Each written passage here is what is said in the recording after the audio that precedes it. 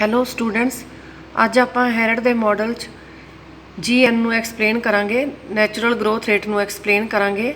ਹੈਰਡ ਡੋਮਰ ਦੋਨਾਂ ਨੇ ਇਨਵੈਸਟਮੈਂਟ ਨੂੰ ਇੰਪੋਰਟੈਂਟ ਮੰਨਿਆ। ਉਹਨਾਂ ਨੇ ਕਿਹਾ ਕਿ ਇਨਵੈਸਟਮੈਂਟ ਦਾ ਇਕੋਨਮੀ 'ਚ ਡਬਲ ਇਫੈਕਟ ਹੁੰਦਾ, ਡਿਮਾਂਡ ਇਫੈਕਟ ਅਤੇ ਸਪਲਾਈ ਇਫੈਕਟ।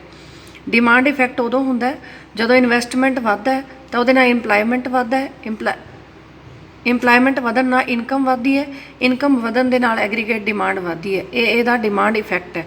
ਸਪਲਾਈ ਇਫੈਕਟ ਉਦੋਂ ਉਹ ਹੁੰਦਾ ਜਦੋਂ ਇਨਵੈਸਟਮੈਂਟ ਵਧਣ ਨਾਲ ਪ੍ਰੋਡਕਸ਼ਨ ਕਪੈਸਿਟੀ ਵੱਧਦੀ ਹੈ, ਪ੍ਰੋਡਕਸ਼ਨ ਕਪੈਸਿਟੀ ਵਧਣ ਨਾਲ ਸਪਲਾਈ ਵੱਧਦੀ ਹੈ। ਇਹ ਸਪਲਾਈ ਇਫੈਕਟ ਹੈ। ਇਸ ਕਰਕੇ ਹੈਰਡ ਡੋਮਰ ਦੋਨਾਂ ਨੇ ਇਨਵੈਸਟਮੈਂਟ ਨੂੰ ਬਹੁਤ ਹੀ ਮਹੱਤਵਪੂਰਨ ਮੰਨਿਆ।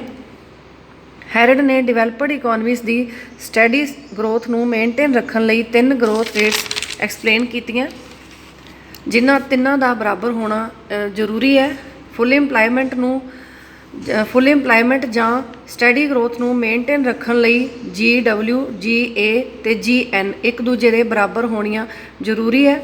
ਆਪਾਂ GW ਅਤੇ GA ਐਕਸਪਲੇਨ ਕਰ ਚੁੱਕੇ ਹਾਂ। ਅੱਜ ਆਪਾਂ GN ਜਾਂ ਨੈਚੁਰਲ ਗਰੋਥ ਰੇਟ ਨੂੰ ਐਕਸਪਲੇਨ ਕਰਾਂਗੇ। GN ਜਾਂ ਨੈਚੁਰਲ ਗਰੋਥ ਰੇਟ ਇਕੋਨਮੀ ਦੀ ਨੈਚੁਰਲ ਗਰੋਥ ਰੇਟ ਕਈ ਫੈਕਟਰਸ ਜਿਵੇਂ ਪਾਪੂਲੇਸ਼ਨ, ਨੈਚੁਰਲ ਰਿਸੋਰਸਿਸ ਅਤੇ ਟੈਕਨੀਕ ਆਫ ਪ੍ਰੋਡਕਸ਼ਨ 'ਤੇ ਡਿਪੈਂਡ ਕਰਦੀ ਹੈ। ਨੈਚੁਰਲ ਗਰੋਥ ਰੇਟ ਇਕੋਨਮੀ ਦੀਆਂ ਦਿੱਤੀਆਂ ਹੋਈਆਂ ਕੰਡੀਸ਼ਨਸ 'ਚ ਮੈਕਸਿਮਮ ਗਰੋਥ ਰੇਟ ਹੁੰਦੀ ਹੈ। ਇਸ ਹਾਲਤ 'ਚ ਫੁੱਲ ਇੰਪਲਾਈਮੈਂਟ ਹੁੰਦਾ ਹੈ। ਨੈਚੁਰਲ ਗਰੋਥ ਰੇਟ 2 ਫੈਕਟਰਸ ਦੇ ਉੱਤੇ ਡਿਪੈਂਡ ਕਰਦੀ ਹੈ।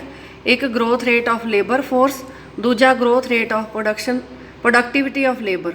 Growth rate of productivity of labour, ਇਹਨੂੰ ਇਸ ਤਰ੍ਹਾਂ ਲਿਖਿਆ ਜਾ ਸਕਦਾ ਹੈ ਨੈਚੁਰਲ ਗਰੋਥ ਰੇਟ ਨੂੰ GN = S/CR = N+1। S ਹੈਗਾ propensity to save, CR required capital output ratio, N growth rate of labour force, N+1 growth rate of productivity of labour.